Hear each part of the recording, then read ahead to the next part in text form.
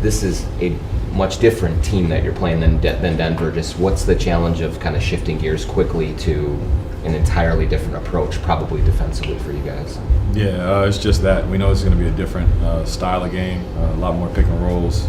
The ball handler is the Jokic of the series, where they do a lot of stuff for Luka and Kyrie, and guys have to be able to be in and out in help situations, and they play fast with the throw aheads and all that stuff to their athletic wings. So we'll have multiple challenges this series, and we'll have to figure out how to do that right away. And obviously, only getting a day and a half to prepare for them is different than the last two series where we've had 3 or 4 days off to get ready. So we got to kind of lock in right away.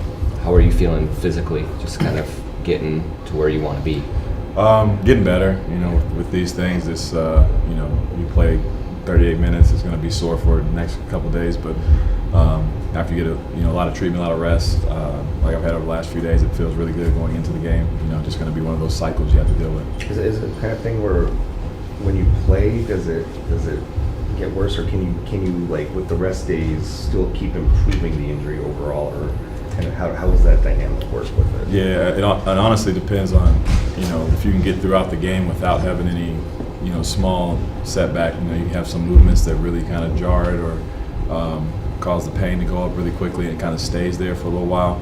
Some games I get through the whole game and you don't have any setback, and so you just kind of keep building upward and forward. So I'm just trying to stack as many of those days together as I can.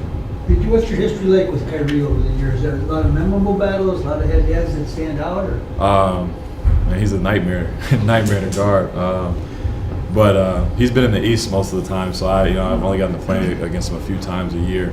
So now, him being in Dallas, obviously, and never played against him in playoffs either. So it's going to be a fun challenge for us all, and you get to play against one of the best players I feel like to ever touch a basketball. So we got to be ready to go. Some of the things that they do well are things that you probably haven't seen for like a month, just in the nature of the playoffs. Like, what is the challenge of in a day trying to get used to things that you've done in the regular season but have not done in a long time? Yeah, it's definitely a challenge. You're going to have to kind of reset your brain, reset your mind, because Denver is a completely different matchup as far as how they play compared to Dallas, and this is a completely different Dallas team than we've played in the previous couple games when we played them in the regular season. So for us, it's just trying to adjust to that right away, trying to adjust to the coverages, our mindsets on who we're guarding, tendencies for those guys we're guarding. So that's going to be our challenge right away. Mike, Ant normally gets the best wing stopper, guard stopper, defensive guy guarding him.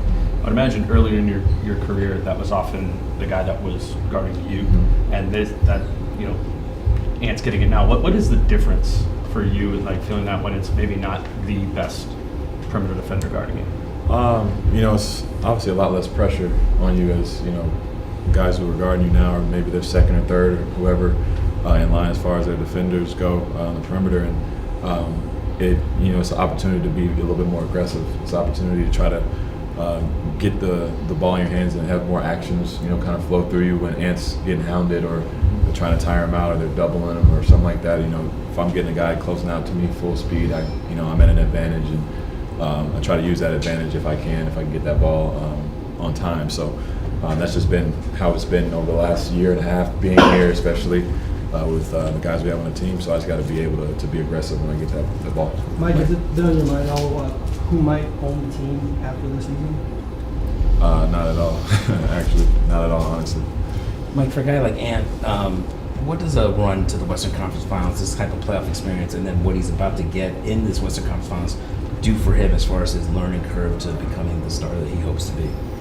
Honestly, this is like a trampoline, jump board for him, and just being able to experience this at such a young age. I said it after last game. Like, a lot of times, you lose that game 7, and then it kind of gets your mind, on it for all summer, and then you come back another year and you have to springboard to the Western Conference Finals and kind of build up to it, and we're able to win that now. You got to do it now. So it's like, hey, can you build upon what we just accomplished in round 2, round 3 coming up, and it's a big moment for him, big opportunity. He's got to understand that, I think for our gift is we have a lot of guys who don't really realize the moment as much, like how special it is or how important or what we just accomplished last series. So it allows us to come in with just a hungry, eager mentality. I think that's going to be to his benefit going forward for his legacy and things like that, and for our benefit as a team. Are they embracing the moment though? Going back to, was it before game one against Phoenix? Your message to the team about it's been so long since you've had a run like this. Are the guys embracing this moment? Oh yeah, they definitely embraced it. But like I said, it's been a weird balance of embracing the moment, understanding like the urgency I feel, or like the things that I'm feeling, but at the same time they're so green to the situation, like they don't understand, like, hey man, like every single play matters, every single second in the game matters. One game doesn't dictate what the next game's gonna happen. You're gonna play 2-3 different teams throughout a series, essentially with the adjustments. And I think that last series was really good for us. We got to learn a lot about ourselves, learn a lot about how you can win series in a bunch of different ways. So we're looking down. If we're down 0-2 in this series, it's no reason to go, oh no, we have no chance to win this. Like, no, we can win 3 in a row, we can win 2 in a row. So just understanding that that's how this game's gonna be played from here on out. Kind of going off that, does it start to feel a little more real with that? Some of the younger guys that you mentioned, the further you keep going, the more real it starts to get. Are you getting that feeling from them that they're starting to grasp that though? I think so, and I think it's easy to look up and say, man, just 4 more wins, you're in the finals. 8 more wins, you're winning it all. Just a simple way to look at it. But I think what's gotten us here to the spot where we've been at is the realization of every game is the biggest game. Every game is the only game that really matters. So if we just keep that mentality, that one game at a time mentality, I think we'll be fine.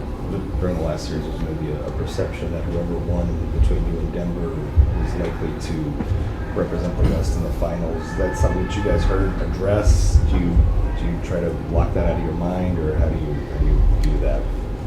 Not at all. I think Dallas or OKC, they're both playing some of the best basketball in the league, if not the best basketball in the league. During these playoffs, the last 2 series, and each series is going to be different. We didn't expect, just because we beat Phoenix or Denver, that it's going to be, now it's our time to just run through the West. No, it's Dallas is here for a reason. They're a completely different team. Like I said, they're playing some of the best defense, some of the best offense we've seen. So that's our mindset, is just sticking to the game plan, getting ready for Dallas. You've known all year the type of player that Ant had to be for this team to be its best version, the type of player Cat had to be for it to be its best version. To see those guys, like that message really sink in at the perfect time, what has that been like? It's been great. It's been a lot of growth from our studs, our stars, and between Cat, Ant, Jaden, like all them guys stepping up in the right times, the right moments, and in different ways. Like Cat being, the guy that's been able to benefit from, drawing double teams and making plays for guys, and then Ant not only scoring but playmaking, and then deciding to take over games defensively. Like how we win is completely different ways sometimes, and it's because of their versatility and their willingness to sacrifice.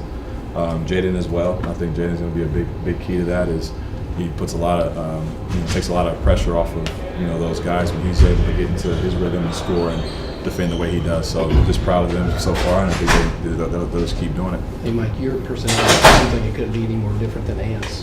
How do you guys click? I think that's the opposite attract kind of thing. Like I got a lot that he doesn't have. He's got a lot what I don't have. So we just find a way to meet in the middle, and but there's just this mutual respect for each other. I think he respects a lot of what I do, what I bring to the table.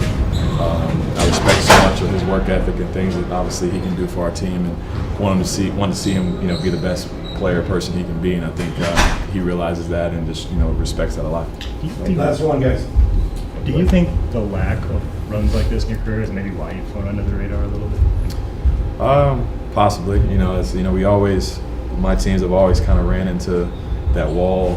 First, second round, we end up playing against Jokic or Spurs or somebody, and they knock us out, and just never were able to get over that hump. So that could be one thing. The postseason success is so big for people and their view of how you are as a player, and if you're a winner or not. So I've always tried to play winning basketball, but this year I'm trying to also do that and actually win at the same time.